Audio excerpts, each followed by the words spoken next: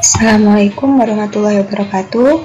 Bertemu lagi dengan saya, Bu Aulia, dalam mata pelajaran Geografi kelas 11.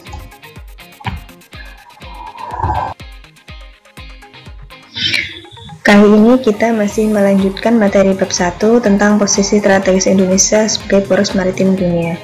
Untuk pertemuan kemarin, kita membahas subbab pertama, yaitu tentang letak, luas, dan batas wilayah Indonesia.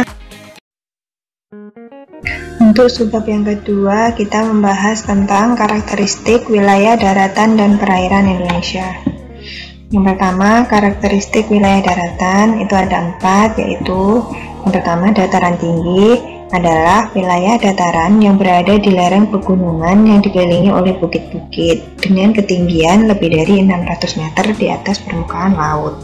Yang kedua, dataran rendah adalah wilayah dataran yang relatif luas yang membentang hampir seluruh wilayah Indonesia dengan ketinggian kurang dari 200 meter di atas permukaan laut. Yang ketiga, bukit dan gunung. Bukit dan gunung itu berbentuk kerucut atau kubah, di mana bukit lebih rendah dan lebih kecil daripada gunung dengan ketinggian lebih dari 600 meter di atas permukaan laut. Yang keempat adalah pegunungan, yaitu rangkaian gunung yang memanjang dan menjulang lebih tinggi dari sekelilingnya dengan ketinggian 800 hingga 1000 meter di atas permukaan laut.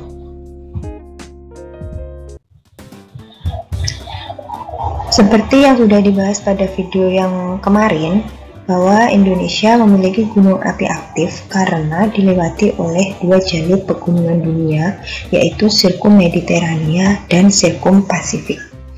Sirkum Mediterania membentuk busur pegunungan luar dan busur dalam. Busur dalam itu bersifat vulkanik, jadi yang bisa meletus itu termasuk busur dalam. Sedangkan busur luar itu bersifat non-vulkanis atau yang tidak bisa meletus. Sirkum Mediterania itu mulai dari sini ya, Sumatera, Jawa, Nusa Tenggara hingga Bali. Kemudian untuk Sirkum Pasifik membentuk cincin api Pasifik yang memiliki 2 cabang di Indonesia, yaitu di Halmahera dan di Papua. Kenapa disebut cincin api Pasifik atau ini ada Ring of Fire? Karena Sirkum Pasifik ini berjajar mulai dari pegunungan Andes di Amerika Selatan, lalu bersambung pegunungan Rocky di Amerika Utara, lanjut ke Jepang, Filipina, kemudian masuk ke Indonesia sampai ke Selandia Baru.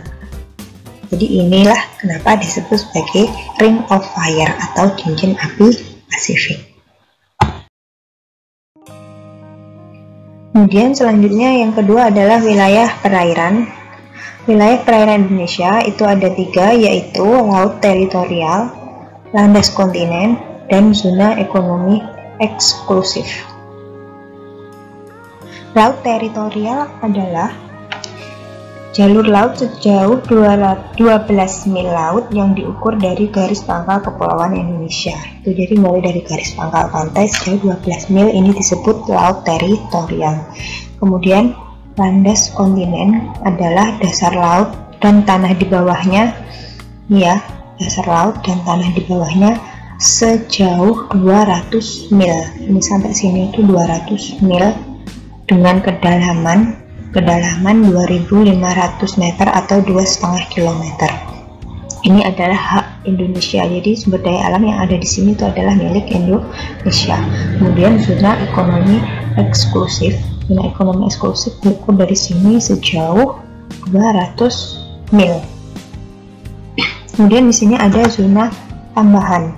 Zona tambahan itu adalah zona yang lebarnya tidak melebihi 24 mil dari garis pangkal laut teritorial. Jadi ini bisa diambil 12 mil dari garis pangkal laut teritorial karena tidak melebihi 24 mil.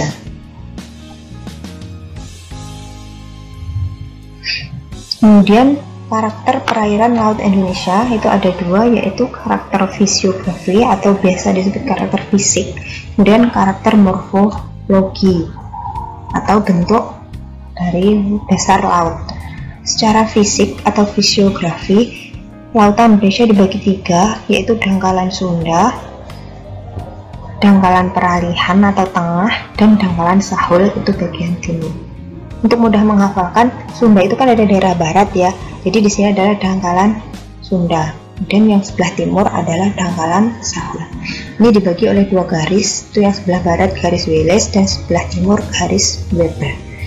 Dengan karakter kalau daerah barat itu pulaunya lebih besar sehingga daerah perairannya lebih dangkal dibandingkan daerah timur, karena daerah timur pulaunya kan kecil-kecil, jadi lautannya lebih dalam.